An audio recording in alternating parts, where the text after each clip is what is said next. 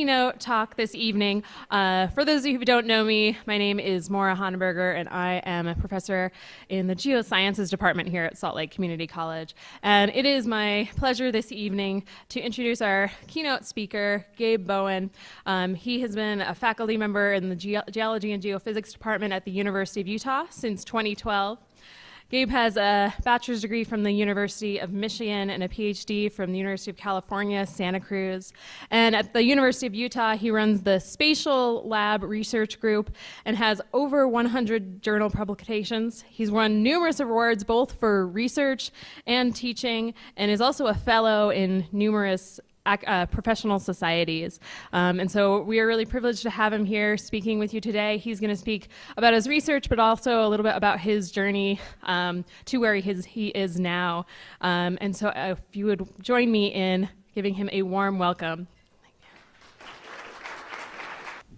All right, well, thank you so much. How's the food? Is it good? Okay. Yeah, it's a real pleasure to be here and get to talk with some of you, talk with your faculty mentors here. And I want to talk with you a little bit today about some of the research we're doing up at the U, but as Mara said, I'm going to start out by talking a little bit about my background. And actually, before I even do that, I want to apologize for the very ambiguous title, but hopefully it'll all be clear. It'll all become clear after I talk with you here for 50 minutes or so. So let's see, there we go. Okay, so these are some of the institutions and places which you just heard about. This is kind of my journey, my geographic and professional journey to get to being here at the University of Utah.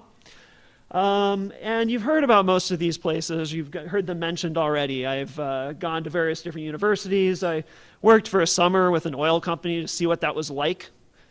Turned out it wasn't what I wanted to do with my life, but it was a valuable experience, certainly. Anybody know what this is? Anybody?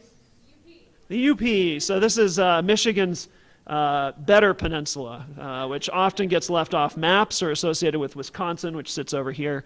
I grew up right up here in this peninsula that sticks into Lake Superior. And so if you don't like the winters here, well, if you're looking for colder, snowier winters, you can go to the UP. But these are just places, right? And so I moved through each of these universities and places and gained experiences there, which were valuable, and I think all kind of helped me kind of along the way to find out that what I wanted to do was be a scientist, to be a geologist, to be a teacher.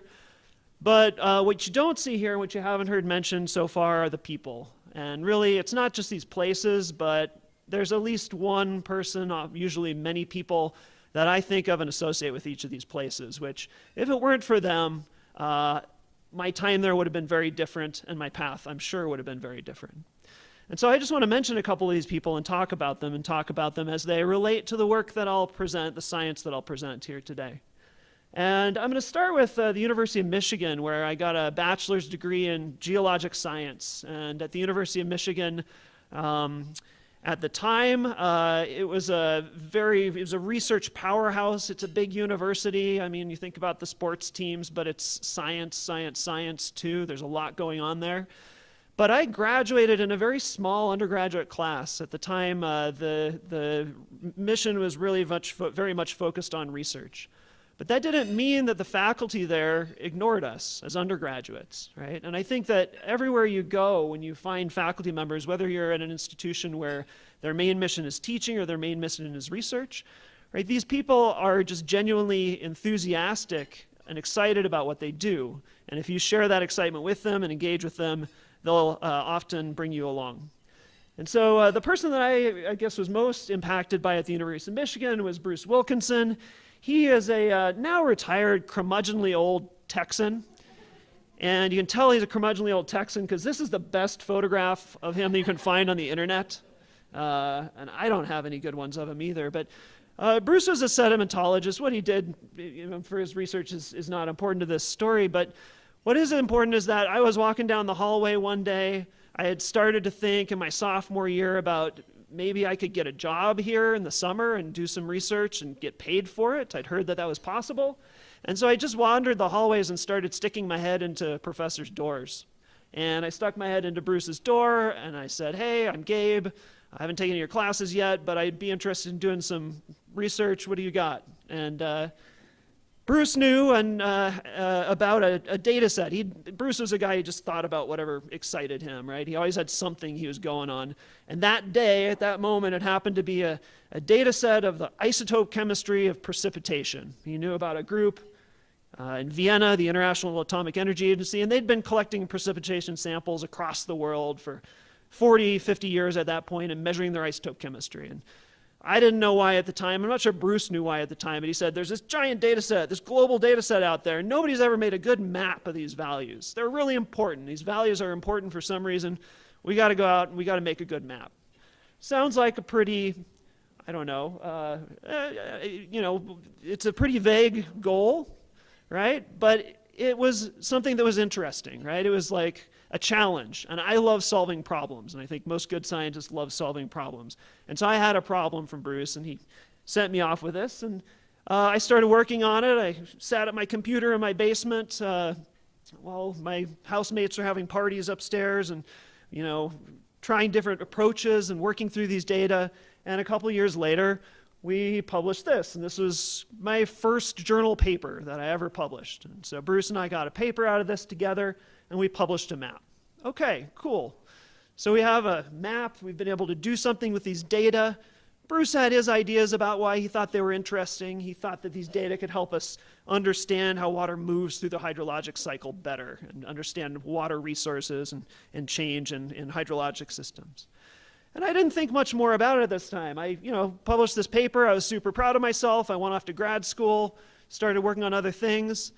But then some other fortuitous things started happening. Some good things happened. And in particular, people saw this work that I had done, right? If you put yourself out there, you communicate your work, you put it out there, people see it, they pick up on it. And lo and behold, a year after I started grad school, these two guys from Canada contacted me, Keith Hobson and Len Wassenaar. And they didn't know Bruce, they didn't know any of this previous work, but they were studying butterflies and birds and how they move around, and they liked my map, right? They liked what we'd produced. They liked the product and how we communicated, and they thought it would be useful for their work. And we'll come back to how in a few minutes here. Okay. So these guys contacted me.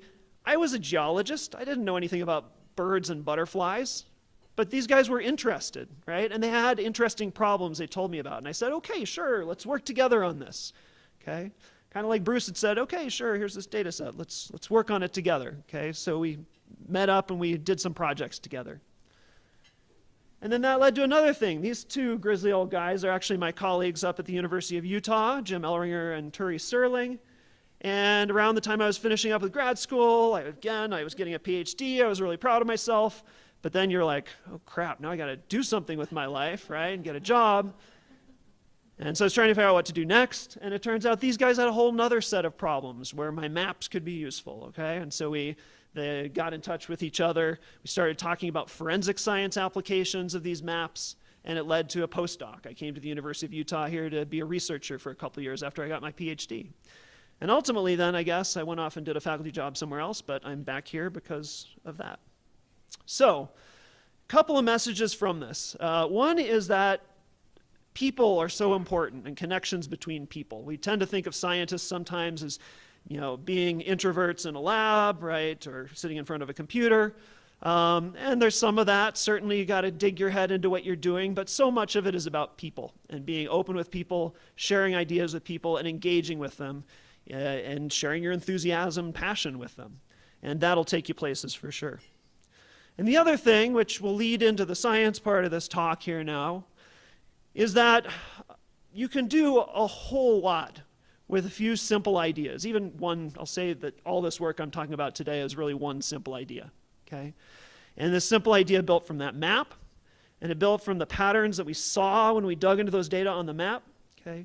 And the idea that motivates all of this work here is that isotope chemistry can help us trace things. It can help us figure out where things come from or where they've been. Right? And so let's look at this in some more detail. So what we're going to talk about is isotopes as a tracer that links us as people, the products that we produce, the animals that we share the environment with, even the environment itself, right, in a chemical sense. So the elements in our body come from the food that we eat. Ultimately, they come from and reflect the environment we live in. And this creates a powerful chemical connection between us, between products, between things in the environment and the environment they come from.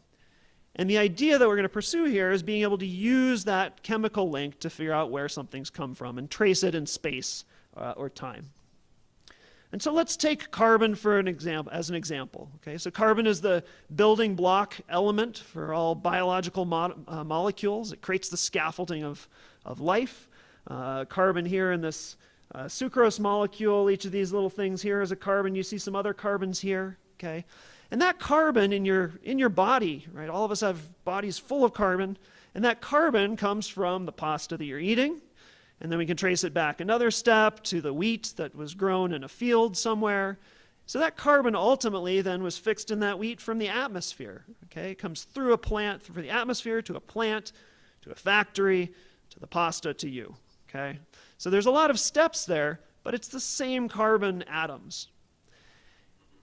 We can't just look at these carbon atoms though and count them up or I don't know, smell them or whatever and figure out where they came from. We need something that is diagnostic. A carbon, when we look at it this way, is just a carbon.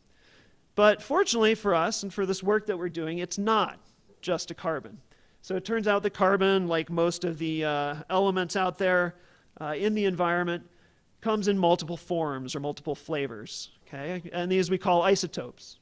And so for carbon, the isotopes that we're interested in and are useful in this way are these two over here, carbon-12 and carbon-13, and they're given numbers that reflect their atomic mass, right?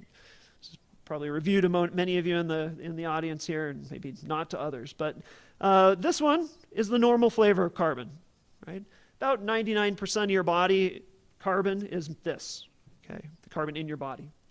But the other 1% looks like this over here. And the difference is it has an extra neutron in the nucleus, okay? And that's a particle with mass, and it makes this carbon atom a little bit heavier. Okay? It's still carbon. It still does the same thing. It still can go into these sucrose molecules. It can go into proteins in your body and other things like that. Okay? But it has a subtly different mass, and we can actually measure that using instruments called mass spectrometers. We've got a bunch up at the U, and we take these kinds of molecules, we stick them into the mass spectrometer, and what we're interested in is how much of this versus that is there in a molecule. And this turns out to be useful because various different processes in the environment, right, lead to variability in how much carbon-13 versus carbon-12 you have. Or in water, we might be looking at the isotopes of hydrogen, hydrogen-2 and 1, or oxygen-18 and 16. Same principle for all of them. Right? Environmental processes sort them and create different ratios, and we can measure that in a material. Okay, and so this is useful because we can take those measurements and use it to link back to the environment from a material that we measure. Here's just one example. This is looking at carbon isotopes that we just talked about, and what we've got here are human hair samples from various different places, people living in different places around the world. Okay. And what we see, the exact kind of the meaning of these numbers is not terribly important, but this is less carbon-13, heavy carbon. This is more carbon-13 up here, okay? And what we can see is that people aren't the same everywhere, okay? People aren't the same everywhere around the world, and their carbon isotope ratios, I said you're 99% C12, carbon-12, okay? But there's subtle variation, whether it's 99.999, or sorry, 99.001 or 99.002. Okay, and that's what we're looking at here. And the reason that they're not the same, again, goes back to what we were just talking about with the pasta, right? It's where is that carbon coming from in the environment? And in fact, it's the fact that different types of plants, when they take up that carbon from the atmosphere, from CO2 from the atmosphere, they sort the isotopes differently. And in particular, corn really prefers the heavy isotopes much more than some other grains like wheat. And so if you're living in a place where there's a lot of corn in the diet, US, Brazil, Kenya, Latin America, these are corn-based food chains, then you have very high values. If you're living in a place with not very much corn, then you have lower values.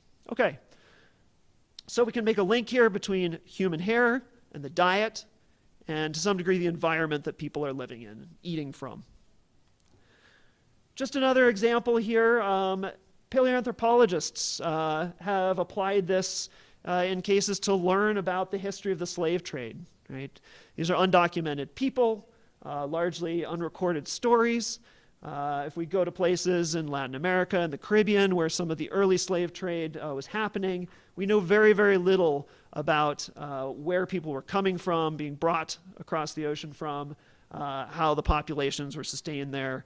And so we can look, for example, at isotope ratios of strontium, which is another element that happens to go into bones and teeth. And in this case, anthropologists have looked at that, and they've been able to learn about, for example, in mass graves in Barbados, how many of the people that were buried there were local born versus people that were newly brought in the slave trade from Africa. Okay? It's kind of a simple thing, but learning about the demographics and the kind of how this was played out at the time, which we can't do from the records that we have. And just one final example, looking at carbon isotopes again. This is corn and wheat again along this axis. And then we're going to add some nitrogen isotopes, which tells you something about whether you're eating stuff from a marine versus terrestrial food web. Right? If you're eating fish or stuff, marine plants, you'll have higher nitrogen isotope values. And this is a little project that we did but never published, looking at down, at feathers and down products, and pillows and comforters. And the issue here is that these are premium products. If you go out to a store and somebody wants to sell you a pillow and says, this is a better down pillow because it contains really great down from ducks in Iceland, okay? Well, okay, does it, or are they just trying to take your money? And so it turns out in this case, again, these subtle distinctions in the isotopes can tease out and help us link, in this case, a product, right, an animal product, to the environment which it was from. Okay, so that's kind of the concept. That's the fundamental idea. We can look at the variation in the isotopes, the isotope chemistry of all different kinds of materials, and we can use it to tell something about the history of that material, where it came from. And this is great, but here's some hydrogen isotope numbers, okay? These are numbers measured on my instrument up at the university, and I put them up there. What do they mean? What do they tell us? We've got no context, right? Who knows? All right, here's some other numbers. What do these ones mean? Okay, so these are zip codes. So we recognize this. We can learn something from them. And I would say the reason that we can learn from these and know how to interpret them, right? We know something. We all use the zip code system, right, for starters. But the other thing that we have that we can leverage to make sense of these is we have a map, right? We can take these and we can put them on a map. We can link them to a location. And they embed that information on geographic location and origin, which we're really looking for. And so I've already told you a large part of the work that's kind of brought me here has been working on understanding and mapping isotopes. Okay? And so this is the work that we're doing up at the U right now as part of our research and our research group. And I want to talk about some of the things that all of the various people here, these are undergraduate students, graduate students, postdocs, research scientists, lab technicians. This guy's even a computer game designer that we brought in who worked with us on creating some apps to help do this work. And so all of these people in one context or another have contributed to some of what I'll tell you about that we're doing in the spatial group up at the U. And with the rest of the talk, I want to just really kind of focus in on two components of our work, two pieces of how we can go from kind of some simple ideas about isotopes in the environment to actual useful data products and applications where we can bring these to bear on important questions in ecology and forensic science and hydrology and other fields. I will start with the data. So all of the work that we do starts with going out and sampling the environment, trying to get the samples that we need to document and build ideas, learn about isotope variation in the environment. And then I'll talk a little bit about modeling, about taking those data and those ideas and turning them into predictions, right? Quantitative predictions that allow us to build these maps and make use of them. Okay. So first, on the data side of things, we have a lab up at the U and we run samples. We make a lot of our own data. But another big thing that we've really been focusing on in the last few years is community data. It turns out that there's just a lot of data and a lot of information out there, and that's true certainly. We think hear about big data and social media context, for example, or satellites or things like that. But even for something as simple and as measuring isotope values of water, for example, there are decades worth of data out there. And so one of the things that we've been trying to do is create frameworks and ways to help bring those data together to make use of them. One of the biggest problems is that those data, if you go back 30 or 40 years, do they exist? Well, there's a paper published about them, but can we get them? Can we get them in a usable form? Can we combine them with other data? Even today, there are literally hundreds, probably thousands of labs around the world that are making these data. And yet, very seldom do they come together in the same place so that somebody could make use of all of them, or some subset that's grouped from different labs together. And so we've been building some information systems to kind of help make this happen. This is the portal to a database that we've developed, which is accessible through this URL here. And what you're seeing here is just kind of a screenshot showing water isotope samples that we've been able to assimilate into this system from all around the world. Okay? Some parts of the world are better sampled than others, but in many parts of the world we have these are sites, tens of thousands of sites, right, within a region, within a part of a continent where people have measured samples over the years. And so this is an incredible resource. If we're looking to do things like understand variation across continents and isotopes, this is what we need. Even if we're doing a study, for example, in Florida, right, and we want to go out and start collecting new samples, we want to be able to look and see what somebody's done before. And so we're trying to leverage the opportunity to kind of pull this data together and get partners to contribute their data and share their data in this way, in an open science sense. As I said, we also go out and we do a lot of our own sampling. We make measurements. This is one example of something that I think we've kind of pioneered here at the U, which is trying to understand isotopes of water in kind of an urban context at a city scale. There are decades of studies where hydrologists have measured isotopes of water in mountain catchments. They all tend to go to Scotland or to New Zealand, and go up in the high mountains. I don't know why. I can't imagine why they like to do that, but they all go up to the high mountains, these beautiful, pristine catchments. They collect their samples up there, and we've learned a lot of really important, interesting stuff from that. But a lot of the action in the hydrologic cycle, right, that we can learn about today and that's important to us today is happening in cities. And so here in Salt Lake City, we've got a monitoring program where we've been measuring water that you are drinking, that people drink and use here in Salt Lake City throughout about a 5-year time span. And we've learned a lot from that.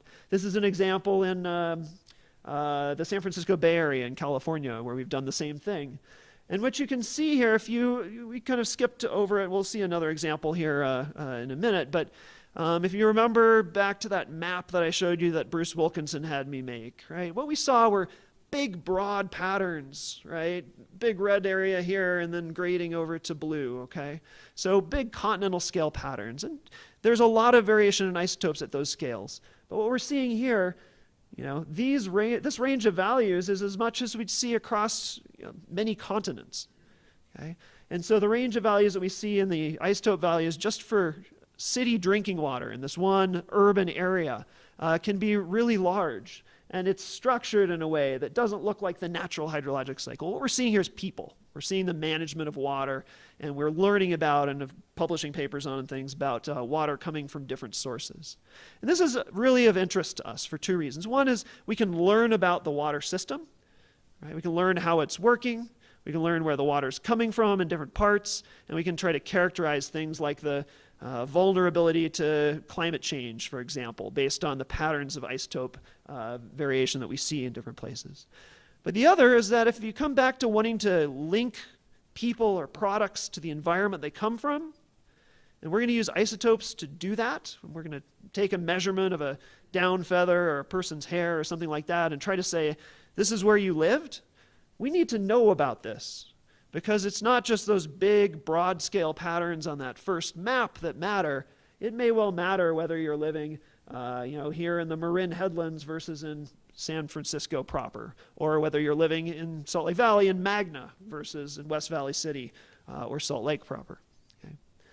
And so this kind of pattern, this kind of variability is not surprising, and I don't expect you to get anything out of this, but except to see that this is a water distribution system model, okay? This happens to be Portland, Oregon, but this is what our cities look like. There's an incredible amount of effort and infrastructure and complexity that goes into supplying water, that a lot of times we take for granted.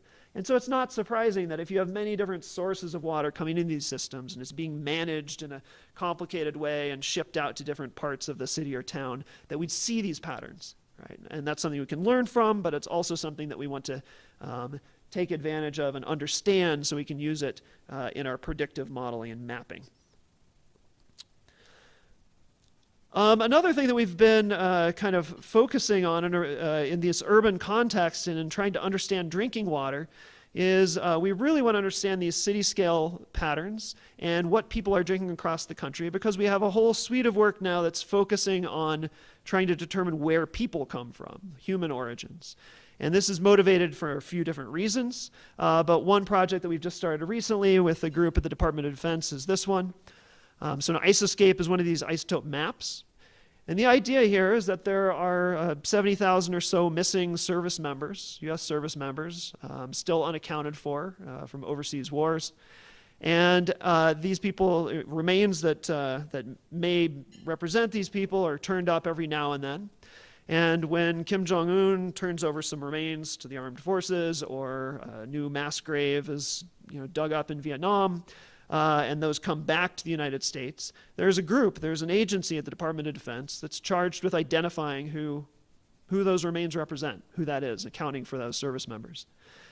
Most of this is done using DNA, but if you think about the problem, you've got, let's say you've got a new skeleton that's uncovered, and you may be able to get a DNA sample from it, and you've got 70,000 service members, and so you've got a big search image. Now, in reality, it's not that bad, right? You've got a context from that location. You may have records. You may be able to narrow it down to 20, let's say.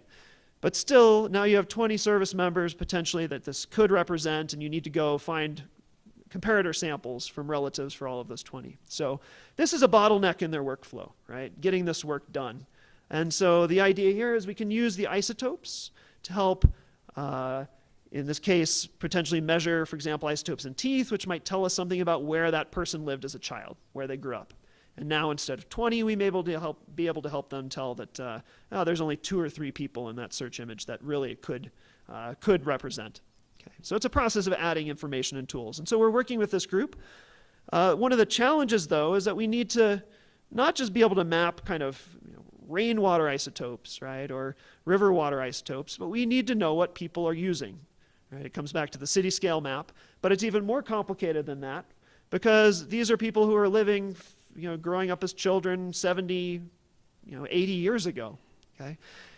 And so we need to know what people were using at that time.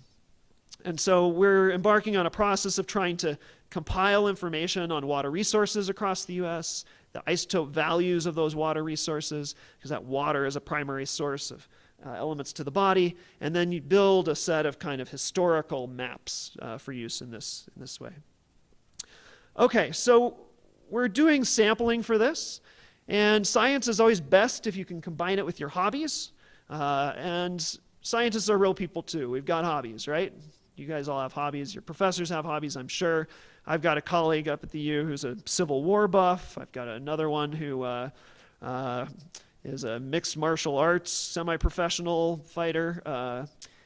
Anyway, my hobby's not, well, I don't know, it's exciting too. I like it. I've got a few hobbies, my family, fixing my house, but I also fly. I fly airplanes, and so this is something that I realized as we were starting to put this project together, offered an opportunity to get around the country quickly and start to build these data sets that we need to really document the isotope variation. And so I'm going to take a minute to show kind of a gratuitous slideshow of a sampling trip that I did a month ago. I traveled from Salt Lake City in my 1960 vintage Cessna all the way over to Georgia and Florida and back across the country. And all along the way, I was visiting these small towns and airports, right? Places where kids were growing up back in the 30s and 40s and drinking local water resources. And I'd selected places where I knew groundwater in this case was being used and still being provided at these airports or at close by places I could sample. So what we're trying to do is sample groundwaters across the US right now and build up a map of those. And so this was great. I got to see all kinds of super sites. I got to see the context for what was going on in these places and how these communities kind of reflected the environment they were in and the water resources that were around them. I got to kiss both oceans. There's the Atlantic in Florida and the Pacific out in California. A lot of it looked like this. Here we are on the Great Plains, and it's just amazing how important you get when you're doing this. You see how water shapes the landscape, right? Incredible contrast between the dry Great Plains and the fog-filled valleys out in the Appalachians, and in between there were very, very wet spring across much of the United States, and the rivers were flooding across Arkansas and Missouri. You see imprints of people on the landscape in various other different ways. The fracking boom is in full effect, and you can see manifestation of that across much of the southern Great Plains. This is a random airport in not even a town, just in the middle of the woods in Mississippi. And these are all Chinese 777s that were brought over in a boneyard here. So lots of interesting experiences. I got to see the remnants of Hurricane Michael that devastated Panama Beach, Florida, where people are still rebuilding. They're using groundwater there. I got some samples. And this is anybody know where this is? This is Ciudad Juarez and El Paso, and the border goes right through here. I thought this was really fascinating because there's nothing really that marks the border. The Rio Grande River flows through there, right? It's just a trickle. But you can look at this and you can see the contrast in the buildings and the structure. It's just really remarkable to me. Anyway, that has nothing to do with hydrology. But and I made landings at 81 different airports along the way, from small little field towns in Oklahoma, coming in here, landing up in the Appalachian Mountains near some coal mines and open pit mines on little strips up there. I even worked in some time for a little bit of food along the way, so I can't visit North Carolina without some barbecue, I guess. But the prettiest site was, does anybody know this one? Delta. This is near Delta. These are sand dunes down near Delta. Flying back into the Salt Lake Valley after 9 exhausting days of flying. 81 landings is a lot. Okay, and so what did I get out of it? Well, it doesn't look like all that much. I can stick it on the, one stabilizer of the airplane.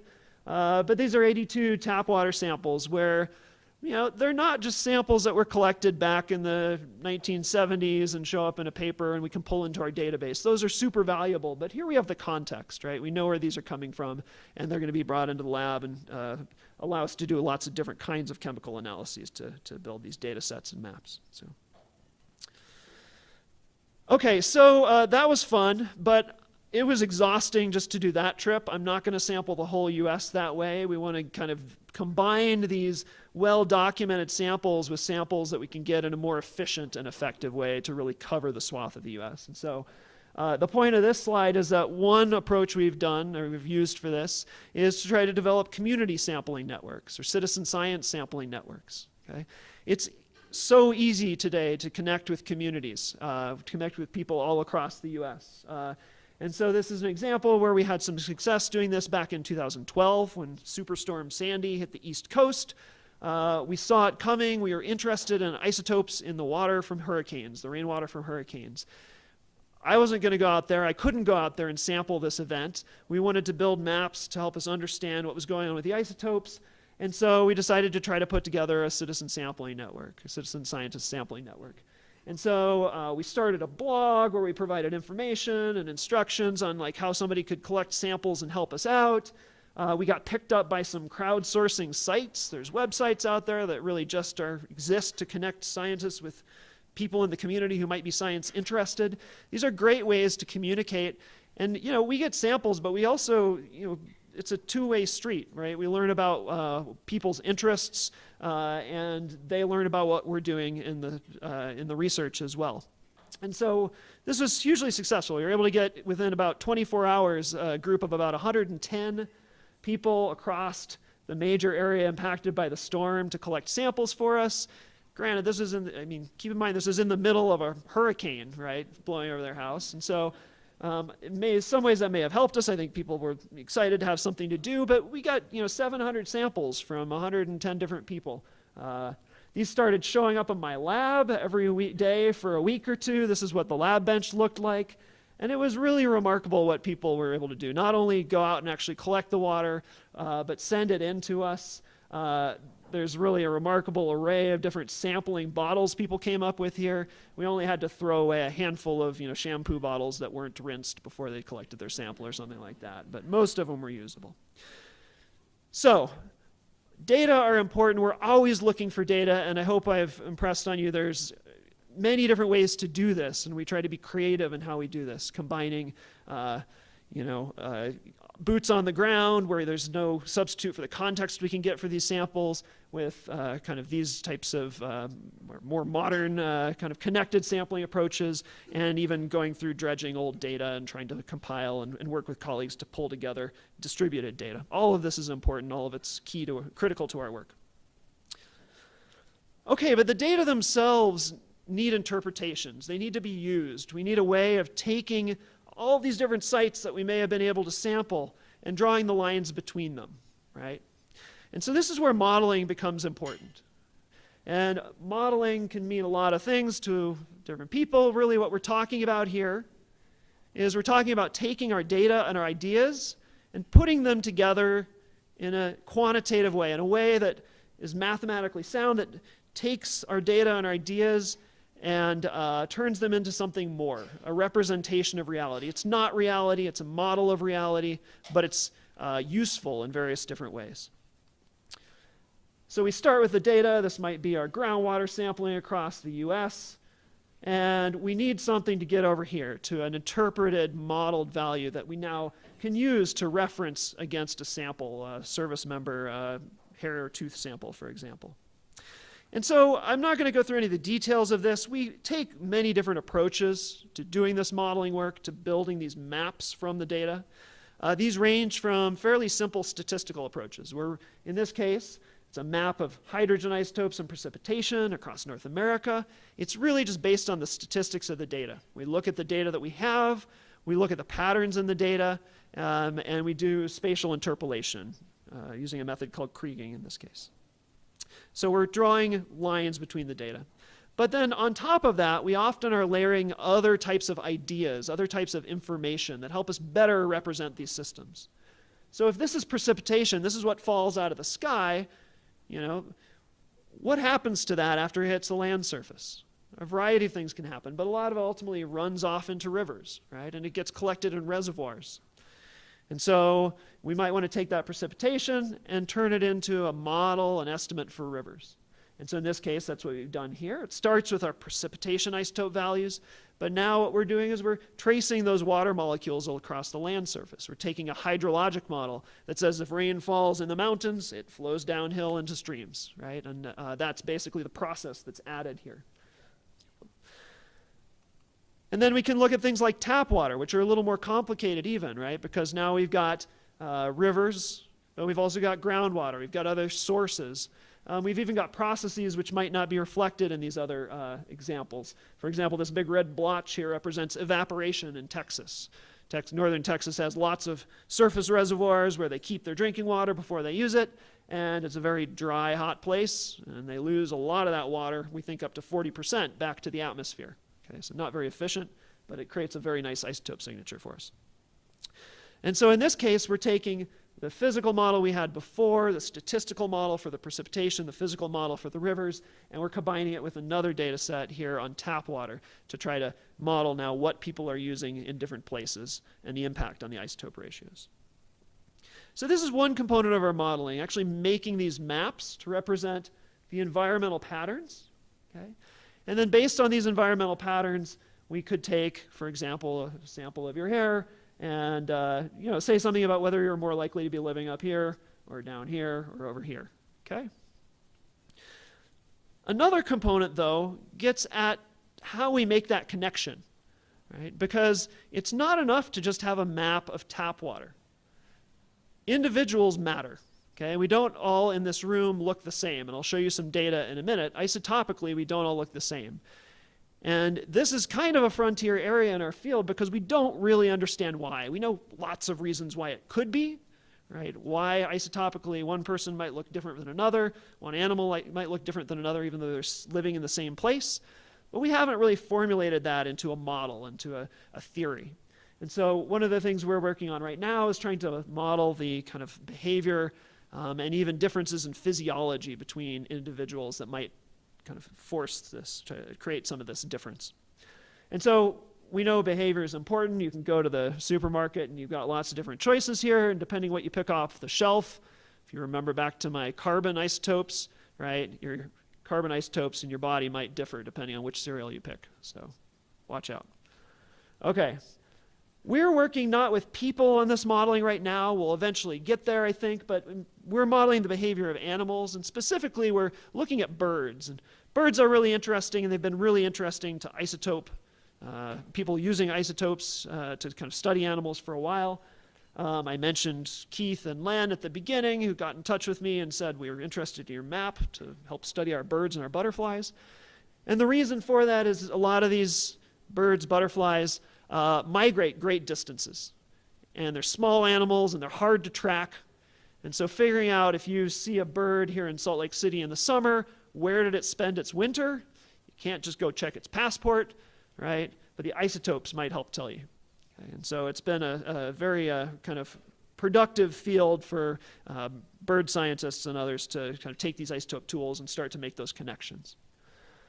One of the challenges, though, if we go and we look at birds, and we've done this, if you go to Red Butte Canyon, right up here above the city, okay, and you sample a whole bunch of birds there, they're all living in Red Butte Canyon, they're all shedding their feathers there and growing new feathers on site with a limited pool of resources. You can find as much variability in those feathers as our models would predict you would see between here and Southern California, okay? And so there's a really large amount of variability. And this makes it hard to interpret the isotope data if we don't understand it. Okay, so we're using models and some data to try to understand it. And this is fun stuff to me. It's kind of like playing computer games.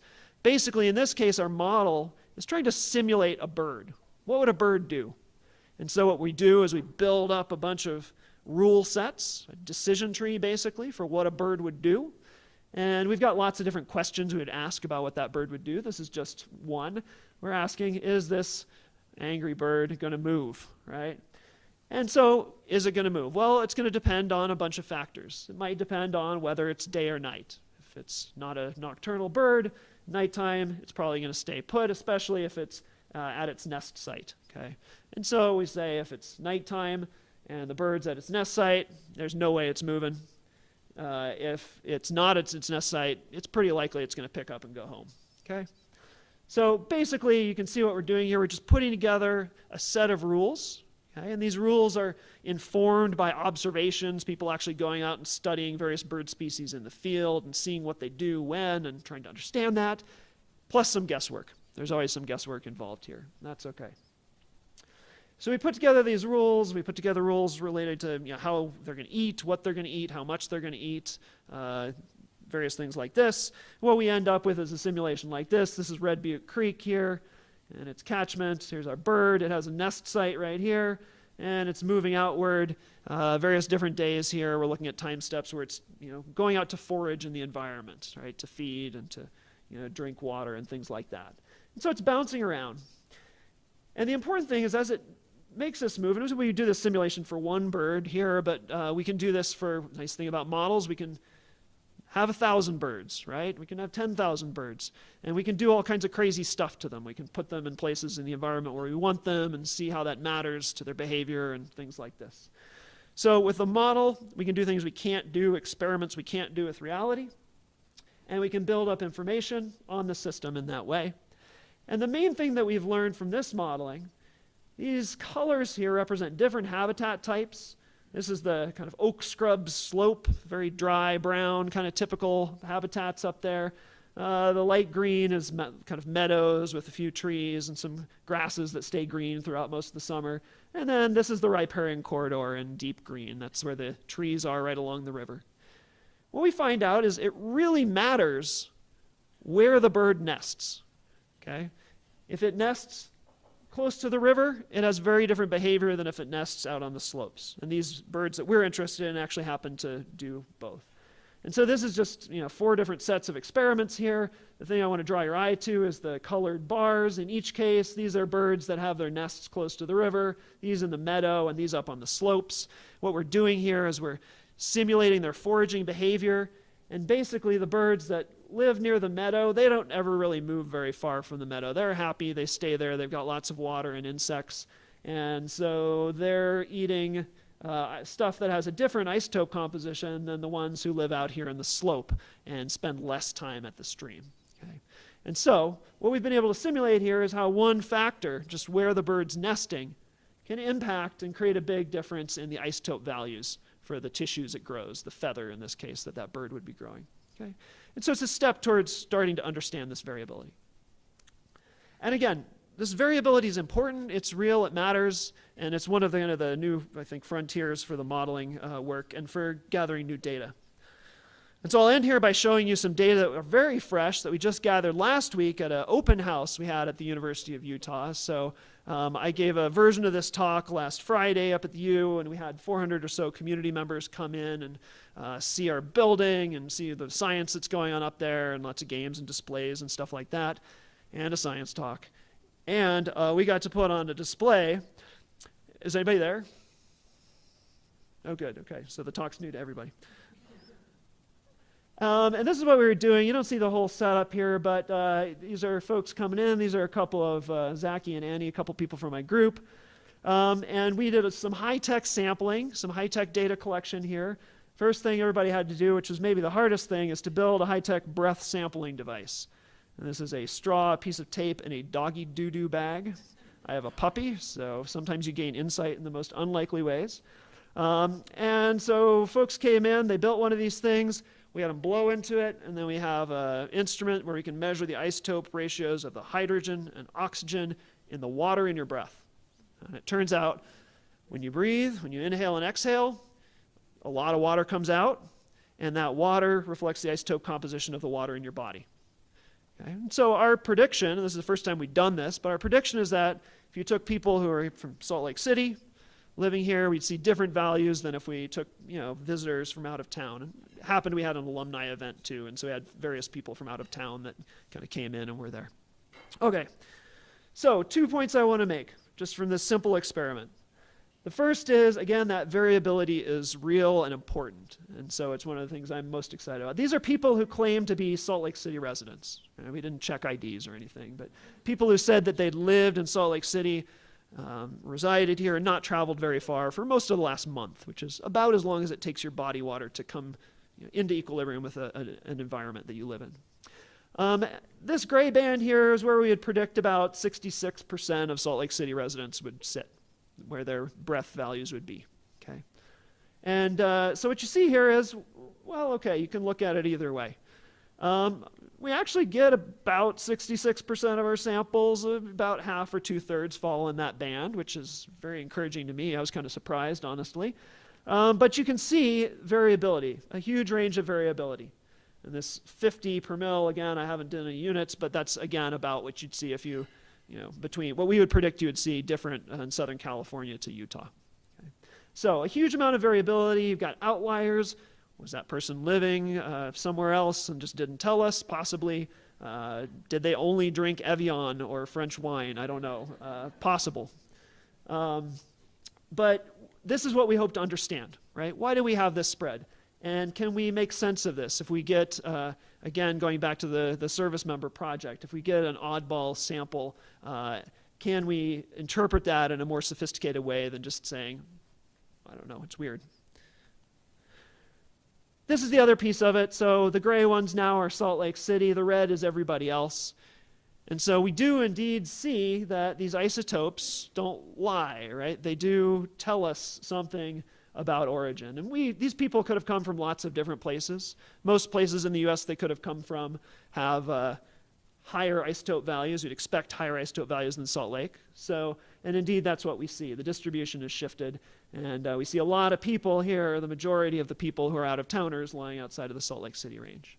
So, just the fact that we're living here, right? We're drinking, most cases, water from our taps, right? At least sometimes. Even if you're drinking soda, right? If you go to the Sev and you get a soda, that's water from the tap. The water in there is coming from our local water. Even if you buy a can of Coke, it's bottled at a factory close by and that water is local. So all of these things connect us to the local environment, and they show up in our body water and our breath, and our hair and our fingernails and other things like that. So I'd just like to end by saying that I think you can view this in many different ways. In a practical sense, it gives us these tools we can use to infer the origin of materials and people and products. Okay? This can be useful in all different kinds of fields, all different kinds of applications.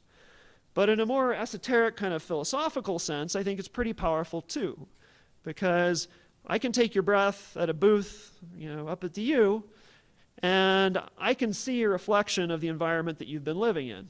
Right? We tend to think about this in terms of contaminants, right? Am I living in a toxic environment? And certainly that's a risk and an issue that we need to think about. But even beyond that, we're made of the material and the environment we live at. We're intimately connected here in Salt Lake City to the water coming from our mountains and flowing through these systems, to the dust and even the smog that fills our valleys, right? That goes into us and becomes a part of us. And we don't necessarily think about that on a day-to-day basis, that the molecules that we're made of are made of the stuff that's underneath us, but we see it when we look at the isotopes. Yeah, two really good questions. So the first one, the first one having to do with turnover in your body. It takes 30 days, I threw out there, about to come to equilibrium with your local environment. And so in that case, what we're talking about is the water in your body, right, which fills up your cells and mixes in your blood and things like that. And so experiments show it takes about 30 days before we can't distinguish it, right, from what we would kind of expect, before it kind of plateaus. You asked, is there a residual? And yeah, I think that's very insightful. I'm almost sure there is. There is a residual there because we have lots of different tissues in our body which are remodeled and rebuilt over different time scales. And as those break down, as those molecules are metabolized from those tissues, it creates water and it adds to the body water pool.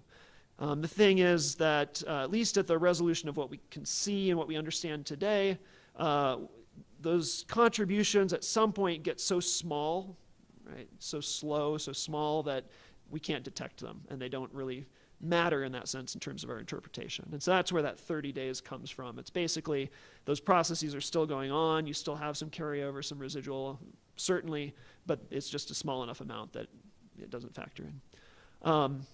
And then your other question was, how quickly do these water systems change? And that's a really good question. It's something that we haven't really tackled in a systematic way yet, but it depends on the history of the region and their water systems. The starting point, the precipitation values, the isotope values and the precipitation that ultimately is the source for those waters, has not changed all that much over the last 100 years or so. So we think we have a pretty good handle on that, but the issue is in the early part of the 20th century up until the mid-century, there was a huge spurt of building dams, right? Dam building, particularly out here in the West, but other places as well. And so as people started to move from other water resources to that water from dams, we need to account for that. Fortunately, there's a lot of infrastructure data. We know when those dams were constructed. We know something about the service area for them. And so our hope is to try to kind of ultimately end up with a product that is in a set of models that are both physical science, kind of isotope and hydrology based, but also social science based and management kind of engineering based, because we're going to bring those data in. So that's yet to be looked at, but that's where we're headed with it. Yeah, so these are, there's two answers there. The mass spectrometers that we're using are magnetic sector analyzers, and so they're custom basically just for measuring isotope ratios. But that's the kind of, the go-to mass spectrometer. Nowadays, when we're doing water, so if we're measuring hydrogen and oxygen isotopes in water, which is most of what I talked about today, In that case, we're largely making our measurements using a new generation of instruments that are laser spectroscopy instruments. And so instead of doing mass spectrometry, separating out ions that have different masses and counting them, we're just shining a laser through the water vapor and measuring absorption features of different isotope substituted water molecules. Yeah, so I think one of the limitations is we don't have the human sample sets that we would hope for yet. I mean, we have human sample sets, but we don't have large systematic studies. Those are just, and particularly as a natural scientist, like the paperwork involved and that kind of stuff. We haven't gotten into that. So, so there are a few examples, but we don't have like a database of thousands of people here. I mean, I'm really interested. So one of the things we learned is falling back on the physical stuff. The tap water in Magna is really weird for the valley. It's hugely different. And maybe if anybody lives there, they know that already. But isotopically, it's really weird. And so I think that would be an example, a great example of where we could do city-scale stuff with not just the water, but the people. And I think there's a real question about whether we would see that, whether a Magna resident would really look different than a West Valley city resident. And I can think of reasons why they would and why they wouldn't. It really just depends how kind of tied you are to that, the water system at that scale. So I think there's lots of opportunity for good work there. That's an interesting question. Yeah, I think it's possible. I think basically what it requires is, and that's kind of the goal. It's kind of the inverse or the reverse of the goal that we have with this bird modeling stuff. There, we would like to be able to say, given a certain behavior, how would we expect an animal would look? How different would we expect it would be, or how would we expect it would differ from our kind of average prediction? But you could flip that around and do it the other way too. If you had an animal, you knew something about its origin, we could take the birds that we've already sampled up in Red Butte, and we could say, this one's an outlier. This way, we would predict that it's got this set of habits. You could get Big Brother and do that with people also. So you can take this in a lot of different directions. But, yeah. We want to thank you again, Gabe, for being here. We have a small token for you, you. and we could all thank Gabe one more time.